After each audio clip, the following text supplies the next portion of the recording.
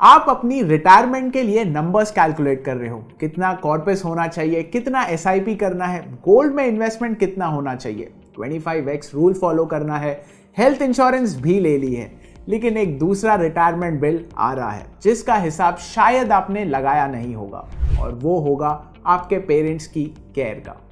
India में लगभग 14.2 crore senior citizens है। 2036 तक 23.1 करोड़ और 2051 तक 34 to 35 करोड़ तक पहुंच सकता है।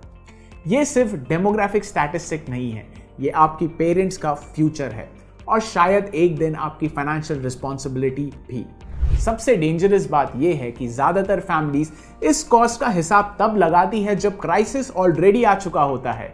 पेरेंट को डिमेंशिया डायग्नोसिस हो गया है, मोबिलिटी का इशू आ गया है या इमरजेंसी हॉस्पिटलाइजेशन हो गया है, और उस वक्त डिसीजन प्लानिंग के बेसिस पर नहीं, मजबूरी के बेसिस पर ली जाती है। आज इसी हिडन रिटायरमेंट एक्सपेंस के बारे में हम बात करेंगे। पहले इंडिया में जॉइंट फैमिली कल्चर हुआ करता था, लेकिन आज रियलिटी अलग है। बच्चे जॉब के लिए दूसरे शहर या कंट्री में शिफ्ट हो जाते हैं, पेरेंट्स अकेले ही रह जाते हैं, और इसी वजह से पिछले कुछ सालों में इंडिया में 100 ऑफ एल्डर केयर कंपनीज खड़ी हो गई है। ये कंपनी सिर्फ मेडिकल केयर नहीं देती, doctors appointment, medicine management, emergency response, grocery assistant, bill payments, मतलब जो रिस्पॉन्सिबिलिटी पहले फैमिली निभाती थी, आज उनके लिए एक पूरी इंडस्ट्री खड़ी हो गई है। सबसे पहले कॉस्ट समझते हैं। बेसिक एल्डर केयर प्लान 3000 से 4000 पर मंथ से शुरू होता है। डिमेंशिया केयर जैसे स्पेशलाइज्ड प्लान 24,000 पर मंथ तक पहुंच सकते हैं, और अगर फुल टाइम ट्रेन अटेंडेंट की जरूरत हो तो कुछ केसेस में फैमिली 68,000 पर मंथ तक पे कर रही है, और रेसिडेंशियल डिमेंशिया केयर का कॉस्ट करीब 1 लाख पर मंथ तक जा सकता है। अब सोचिए 68,000 हर महीना 5 साल के लिए लगभग 40 लाख।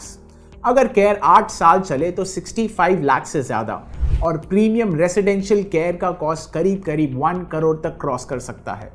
यानी ये सिर्फ एक मंथली एक्सपेंस नहीं, बल्कि रिटायरमेंट प्लानिंग का एक बड़ी लायबिलिटी है जिसका हिसाब ज्यादातर लोग कभी नहीं लगाते।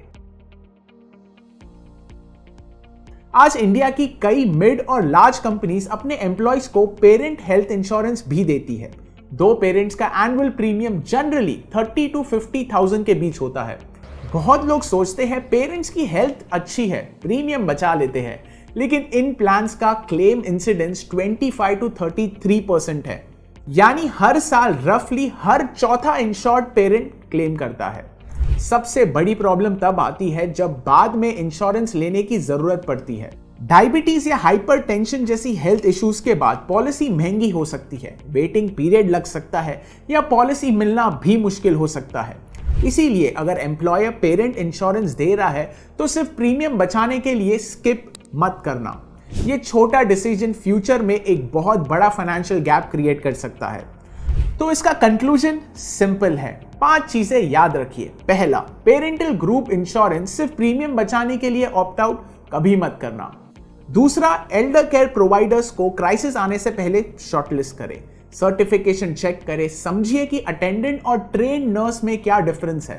तीसरा, एक फिक्स नंबर नहीं बल्कि 3000 से 1.5 लाख पर मंथ तक की पॉसिबल रेंज को ध्यान में रखकर फाइनेंशियल प्लानिंग कीजिए। चौथा, एक सेपरेट पेरेंट केयर फंड बनाइए अपनी रिटायरमेंट एसआईपी से अलग, ताकि एक कॉस्ट दूसरे को कॉम्प्रोमाइज ना करे। और पांचवा, ये कॉन्वर्सेशन पेरेंट्स के साथ आज ही शुरू करें। उनकी सेविंग्स, उनके इंश्योरेंस स्टेटस, उनकी प्रेफरेंस क्राइसिस आने से पहले जानिए। रिटायरमेंट प्लानिंग सिर्फ इस बात का नाम नहीं है कि आपको 60 साल की एज में कितना पैसा चाहिए। असली रिटायरमेंट प्लानिंग तब कंप्लीट होती है जब उसमें 2 लोग शामिल होते हैं, एक आप और दूसरे वो लोग जिन्होंने पूरी जिंदगी आपकी केयर की थी, क्योंकि एक दिन हो सकता है उनकी केयर ही आपकी सबसे बड़ी फाइनेंशियल रिस्पॉन्सिबिलिटी बन जाए। ऐसी ही इंटरेस्टिंग इनसाइट्स के लिए हमें फॉलो करें। This is Prithvi Agarwal signing off. जय हिंद।